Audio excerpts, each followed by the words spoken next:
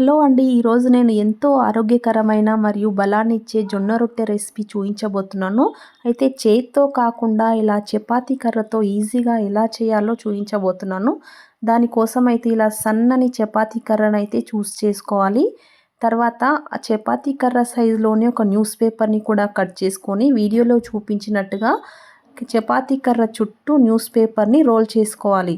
తర్వాత దానిపైన ఒక పాలిథిన్ కవర్ని కూడా కట్ చేసుకొని న్యూస్ పేపర్ మాదిరిగానే కవర్ని కూడా రోల్ చేస్తూ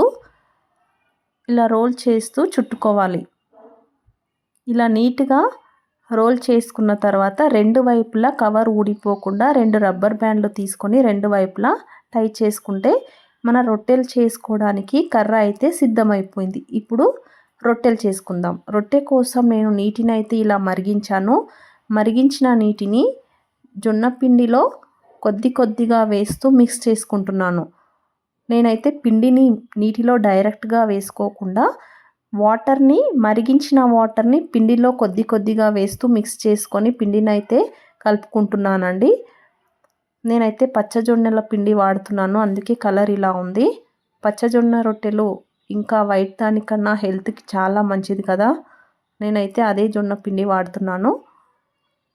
ఇలా కొద్ది వాటర్ని వేసుకుంటూ బాగా మరిగించిన వాటర్నే వేసుకోవాలి.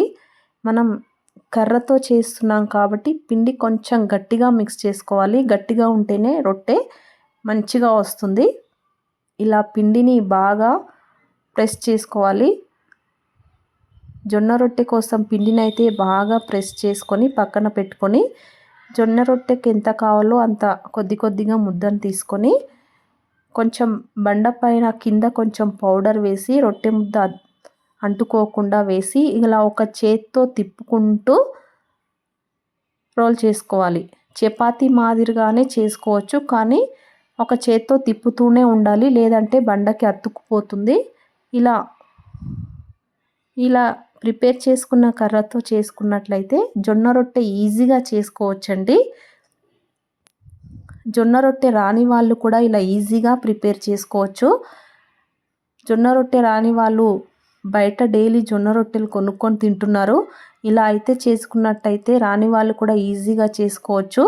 జొన్న రొట్టె మొత్తం అయిపోయాక మెల్లిగా చేత్తో తీసి ఇలా వేడి పెనం పైన వేసి పైన కొంచెం వాటర్తో ఇలా స్ప్రెడ్ చేసుకోవాలి. ఒక కర్చీప్తోని వాటర్తో ఇలా స్ప్రెడ్ చేసుకున్నాక ఒకవైపు బాగా కాలిన తర్వాత రెండో వైపు టర్న్ చేసుకోవాలి. ఇలా రొట్టె ఒక సైడ్ కాలుతూ ఉంటే మనం రొట్టెలు ఇంకా కావాల్సినన్ని రొట్టెలు ప్రిపేర్ చేసుకోవచ్చు. వీడియోలో చూపించినట్టుగా ఇలా ట్రై చేయండి.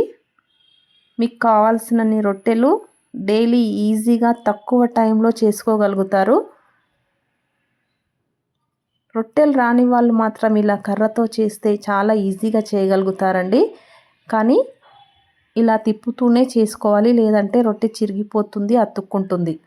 ఇలా ఒక చేత్తో తిప్పుతూ నేను చేసిన మాదిరిగానే ట్రై చేయండి. చాలా ఈజీగా చేసుకోగలుగుతారు. ఇలా మనకు కావాల్సినన్ని రొట్టెలు ప్రిపేర్ చేసుకోవచ్చు. చాలా ఆరోగ్యకరమైన రొట్టెలు అయితే రెడీ. మీకు వీడియో నచ్చినట్లయితే సబ్స్క్రైబ్ చేసుకోండి, లైక్ చేసుకోండి, షేర్ చేసుకోండి, అలాగే బెల్ ఐకాన్ని కూడా క్లిక్ చేయండి. Thank you.